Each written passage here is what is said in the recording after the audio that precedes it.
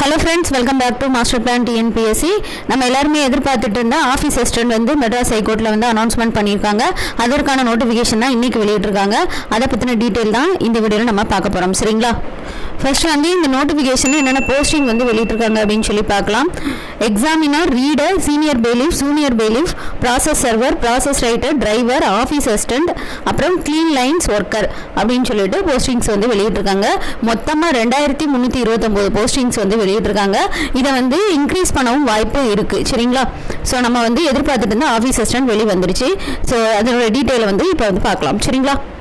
First வந்து notification பாருங்கள். நோட்டிஃபிகேஷனை கிளிக் பண்ணும்போது நமக்கு வந்து ஒரு டிஸ்ட்ரிக்டாக வந்து கேட்குது. இப்போ வந்து உங்கள் டிஸ்ட்ரிக்ட் எதுவோ அதை பார்த்துட்டு அதில் எவ்வளோ வேகன்சி இருக்கோ அதுக்கேற்ற மாதிரி நீங்கள் வந்து அப்ளை பண்ணிக்கணும். சரிங்களா?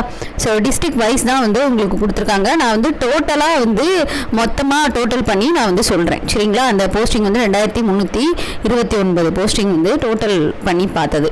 சரி, ஒரு டிஸ்ட்ரிக்ட்க்கும் ஒரு நோட்டிஃபிகேஷன் வெளியே வந்திருக்கு. ஸோ உங்கள் டிஸ்ட்ரிக்ட் என்னவோ அதை பார்த்து நீங்கள் வந்து அப்ளை பண்ணிக்கோங்க. ஓகேவா? ஸோ இது வந்து நான் எல்லா டிஸ்ட்ரிக்டையும் கிளிக் பண்ணி பார்த்துட்டு இருந்தேன். ஓகே, அடுத்து வந்து நம்ம வந்து நோட்டிஃபிகேஷன் வந்து பார்க்கலாம்.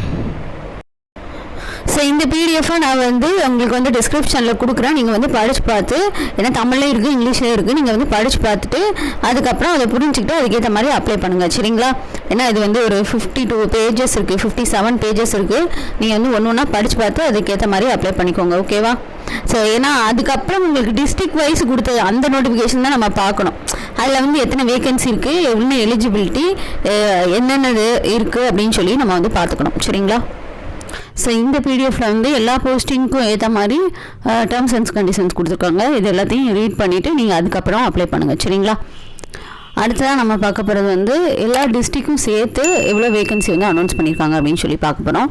ஃபர்ஸ்ட் வந்து நகல் பரிசோதகர், எக்ஸாமினர்னு சொல்லுவாங்க. இதுக்கான வேகன்சி வந்து 60 வேகன்சி வந்து கொடுத்துருக்காங்க. சரிங்களா?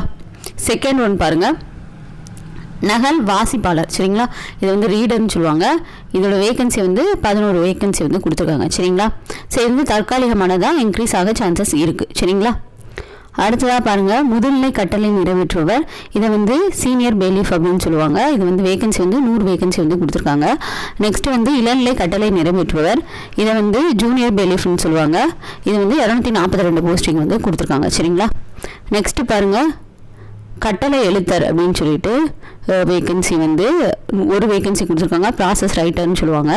அடுத்ததாக ஒளிப்பட நகல் எடுப்பவர். இது வந்து 53 வேகன்சி வந்து கொடுத்துருக்காங்க. ஸோ இந்த ஏ பிரிவு போஸ்டிங்ஸ் எல்லாத்துக்குமே வந்து 10th குவாலிஃபிகேஷன். சரிங்களா?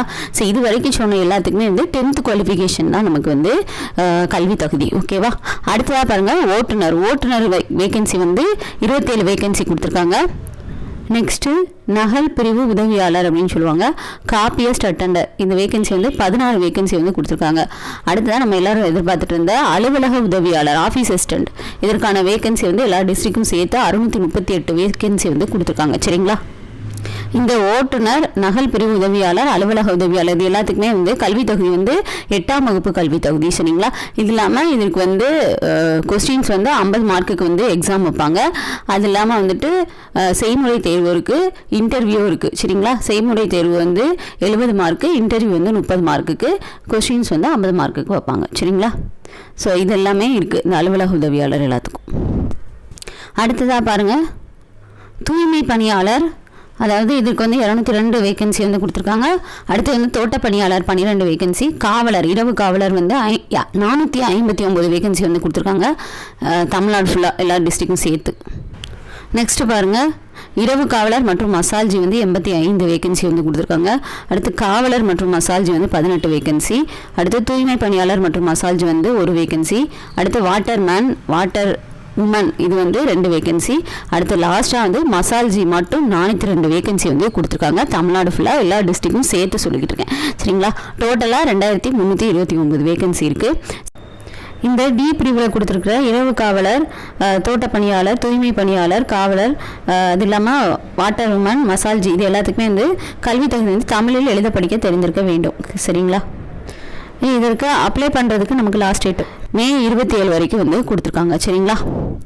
ஸோ இதை பார்த்து கரெக்டாக ரீட் பண்ணி உங்களுக்கு தேவையான டிஸ்ட்ரிக்டை வந்து நீங்கள் வந்து அப்ளை பண்ணிக்கணும். உங்கள் டிஸ்ட்ரிக்டில் வந்து நீங்கள் அப்ளை பண்ணிக்கோங்க.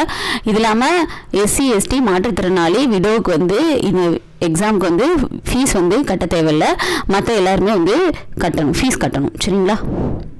ஸோ இந்த பிடிஎஃப்ல இதற்கான சேலரி எல்லாமே கொடுத்துருக்கு. இதை வந்து நீங்கள் வந்து ஜென்ரலாக வந்து பார்த்துக்கோங்க. சரிங்களா? ஸோ இந்த பிடிஎஃப் வந்து நான் வந்து உங்களுக்கு வந்து டிஸ்கிரிப்ஷனில் கொடுக்குறேன். இந்த ஜாபுக்கு வந்து நம்ம எப்படி அப்ளை பண்ணலாம் அப்படின்னு சொல்லி பார்க்கலாம். ஸோ இதில் வந்து mhc.tn.government.in இந்த வெப்சைட்குள்ளே போயிட்டு நீங்கள் வந்து எங்கள் ஃப்ரெஷ் ரெஜிஸ்ட்ரேஷன் சொல்லிட்டு இருக்குது. நீங்கள் வந்து எதுக்குமே அப்ளை பண்ணலை, புதுசாக அப்ளை பண்ணுறீங்க அப்படின்னா இந்த ஃப்ரெஷ் ரெஜிஸ்ட்ரேஷனை கிளிக் பண்ணி உங்களோட mail ID, mobile number, name, initial, Aadhaar card number, password, retype password கொடுத்து இந்த கேப்சாவை என்டர் பண்ணி சப்மிட் பண்ணிங்கன்னா உங்களுக்கான ரெஜிஸ்ட்ரேஷன் நம்பர் கிடச்சிரும். அதற்கப்புறம் நீங்கள் வந்து லாகின் பண்ணி அப்ளை பண்ணிக்கணும். சரிங்களா? எந்த டிஸ்ட்ரிக்ட் அப்ளை பண்ணுறீங்களோ அதை பார்த்து கரெக்டாக அப்ளை பண்ணிக்கோங்க. சரிங்களா? ஸோ நீங்கள் ஆல்ரெடி அப்ளை பண்ணியிருந்தீங்கன்னா உங்களுக்கு வந்து பாஸ்வேர்டு மறந்து போச்சு அப்படின்னா இந்த ஃபர்கட் பாஸ்வேர்டு கொடுத்து பண்ணிக்கலாம். சரிங்களா?